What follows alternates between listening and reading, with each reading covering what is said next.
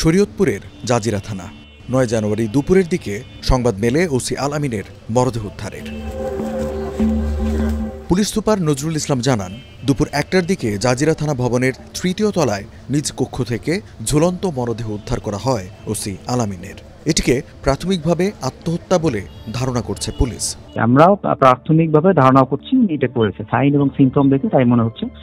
আমরা এখন লাশ চুরাথাল করার জন্য অপেক্ষায় আছি এবং আমাদের সিআইডি ফরেনসিক টিম আসলে আমরা লাশ চুরাথাল করব। আমরা এখানে আছি। একই কথা জানিয়েছেন শরীয়তপুর পুলিশ লাইন্স হাসপাতালের চিকিৎসক ডাক্তার মনিরুল ইসলাম।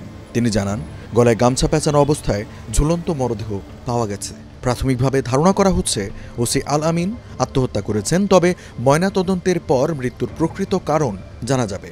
চূড়ান্ত সিদ্ধান্তটা আমাদের আসলে পোস্টমর্টমের পরে আমরা নিশ্চিত হতে পারবো, কিন্তু প্রাইমারিলি আমরা মনে করছি যে আত্মহত্যায় আর কি।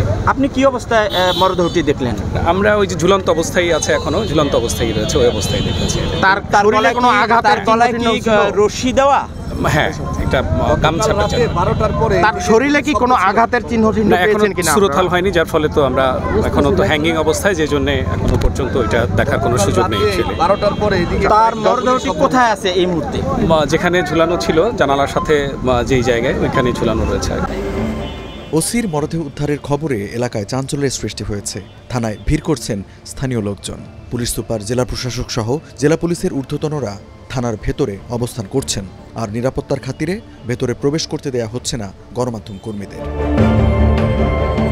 ওসি আল আমিনের বাড়ি বরিশালের মুলাদি থানায়। 2024 সালের অক্টোবর মাসের 14 তারিখ জাজিরা থানায় যোগদান করেন তিনি।